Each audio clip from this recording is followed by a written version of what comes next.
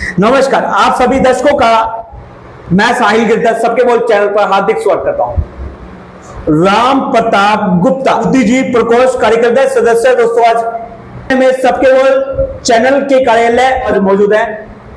खास बातचीत करेंगे। लोकसभा चुनाव हाल ही में हुआ है दोस्तों। यहां से चौधरी धर्मवीर सिंह प्रत्याशी थे, तीसरी बार ये बने हैं। बनने के बाद आज हमारे कार्यालय में दोस्तों राम प्रताप गुप्ता जी दोस्तों पहुंचे हैं। इनसे आज खास बातचीत करेंगे।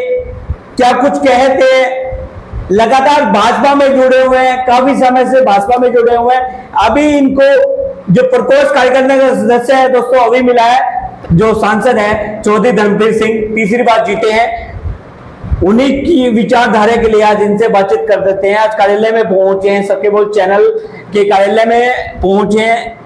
सर आपका हार्दिक स्वागत है कार्यालय में पहुंचने पर। भारतीय जनता पार्टी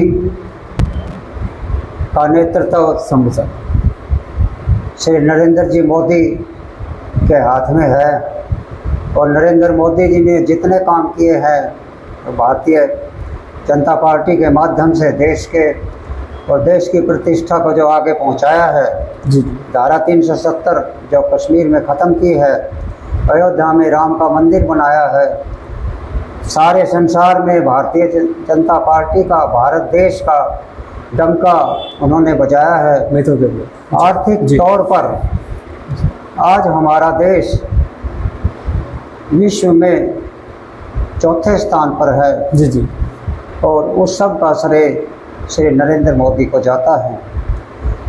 ये हमारा सौभाग्य होता अगर 400 के आसपास सीट भारतीय जनता पार्टी को मिल जाती तो एक बहुत बड़ा परिवर्तन इस देश के अंदर होने वाला था और उस परिवर्तन में हमारा देश एक नई करवट लेता, नया इतिहास रचता। फिर भी भारतीय जनता पार्टी और श्री नरेंद्र मोदी जी इस बात के लिए दृढ़ संकल्प हैं, राष्ट्र के लिए काम करना है और हर आदमी के, हर व्यक्ति की समस्याओं का समाधान करना है, राष्ट्र के स्तर को ऊंचा उठाना है। तो उसके लिए वो प्रयासरत हैं। हमारे चरखीदार ये वाणी लोकसभा क्षेत्र से धर्मवीर सिंह जी जीते हैं। बड़ा संघर्ष में चुनाव था लेकिन फिर भी हम जीते हैं और हरियाणा में हमारी 5 सीटें जीती हैं। लेकिन फिर भी आज नरेंद्र मोदी जी बड़े साहस से सभी को साथ लेकर के इस राष्ट्र की उन्नति का कार्य कर रहे हैं और वो सफल होंगे। और जनता का बहुत बहुत धन्यवाद जो उन्होंने धर्मवीर सिंह जी को जिताकर तीसरी बार लोकसभा में भेजा। और मैं तो ये कहूँगा कि एक महापुरुष के रूप में नरेंद्र मोदी जी आए हैं और हमारे देश की जनता को उसका पूरा सहयोग और साथ देना चाहिए। और तीसरी बार नरेंद्र मोदी हैं देश के प्रधानमंत्री, तीसरी बार उन्होंने शपथ ली है दिल्ली के राजभवन में जी। क्या कुछ कहना चाहेंगे? तीसरी बार जो देश के प्रधानमंत्री ने तीसरी बार शपथ ली है, तीसरी बार जो नरेंद्र मोदी जी ने शपथ ली है ये एक अभूतपूर्व कार्य है। क्यों?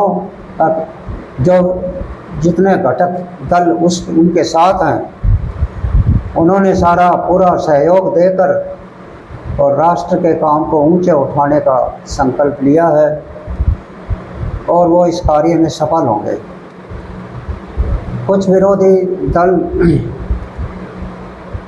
बेमतलब की बातों का उठा करके और भ्रमित कर रहे हैं जनता को, जिन बातों में सच्चाई नहीं है। राष्ट्र का चिंतन किसी का नहीं है, अपने स्वार्थ का चिंतन सभी को है। और नरेंद्र मोदी जी अपने निजी स्वार्थों को छोड़कर राष्ट्र की सेवा करते हैं तो हम सब उनके साथ हैं और हम सब का सहयोग उनको मिलेगा।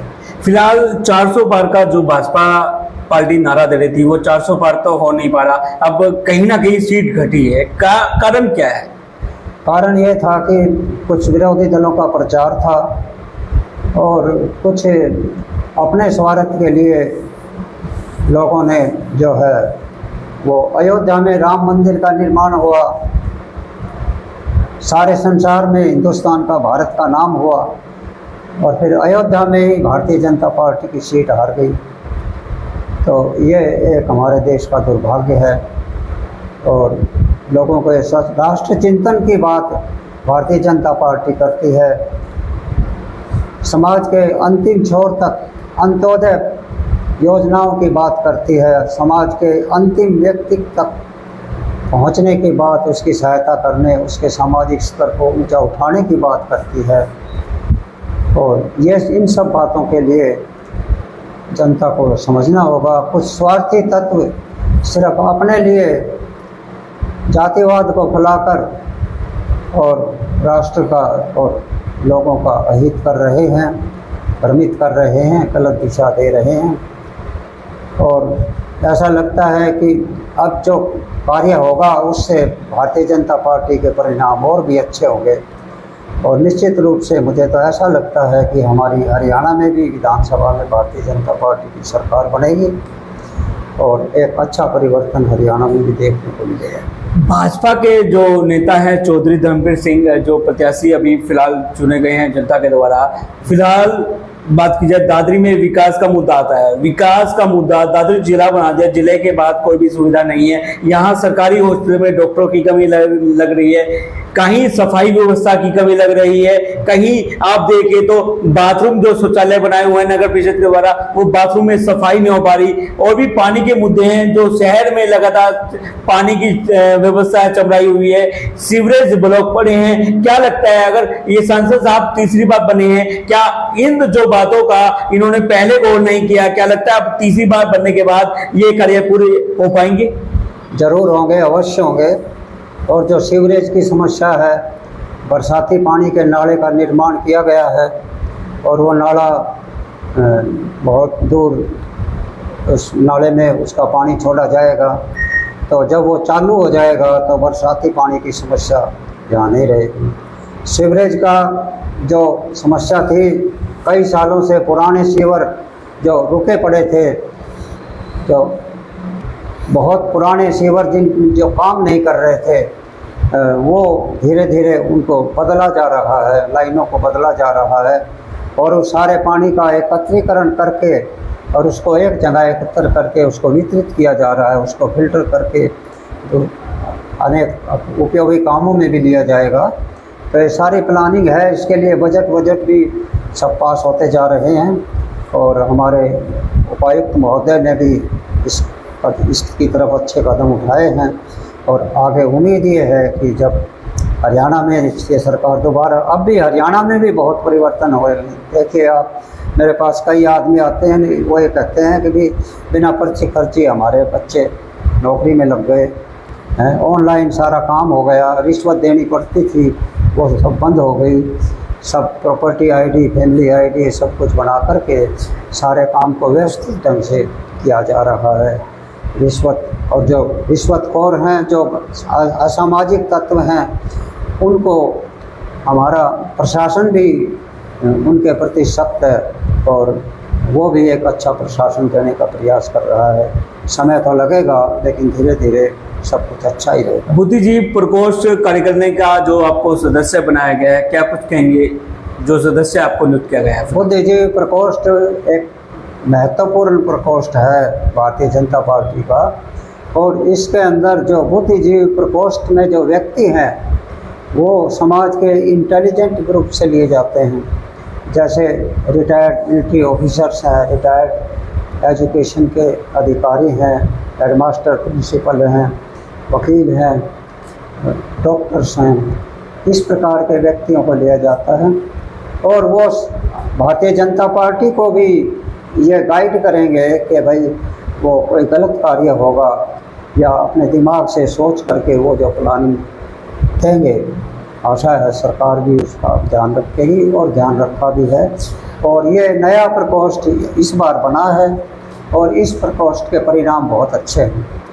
हरियाणा स्तर पर जो हमारी प्रदेश की मीटिंग अभी हुई थी रोहतक में, तो उसमें भी हमने एकजुट होकर के जो बुद्धिजीवी प्रकोष्ठ ने काम किया है उसकी सब ने हमारे जिले के अध्यक्ष किरण कलकल जी ने भी और सभी ऊपर के अधिकारियों ने भी उसकी प्रशंसा की है।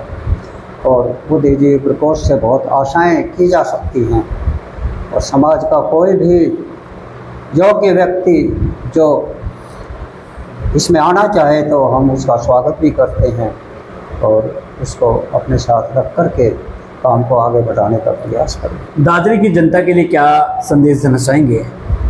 दादरी की जनता की जो मेन समस्याएं, मूलभूत समस्याएं हैं, जैसे आपने बताया पानी, बिजली और आपका नौकरी और आपके सड़कों का जो भी प्रशासन के कार्य हैं, उन सब के लिए धीरे धीरे बहुत ज़्यादा प्रयास, अभी बजट पास हुए हैं, नगर परिषद को भी पैसा आएगा और बिजली के खंभे जो हैं वो भी बदले जा रहे हैं।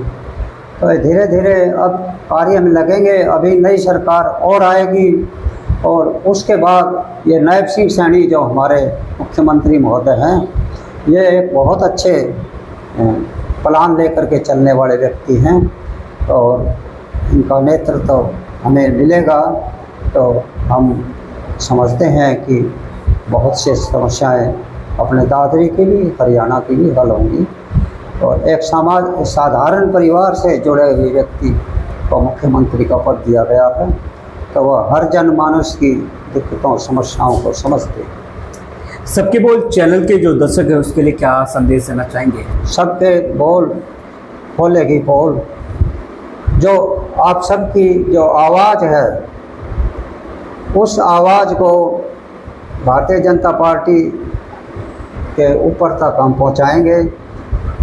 जो गलत बातें हैं, जो गलत लोग कार्य कर रहे हैं, जो समाज में गलत प्रचार कर रहे हैं या जो समाज में रिश्वतखोरी वगैरह के जो बुरे कार्य हैं, उनके हम पोल खोलेंगे और वो उनका इलाज भी किया है भारतीय जनता पार्टी ने।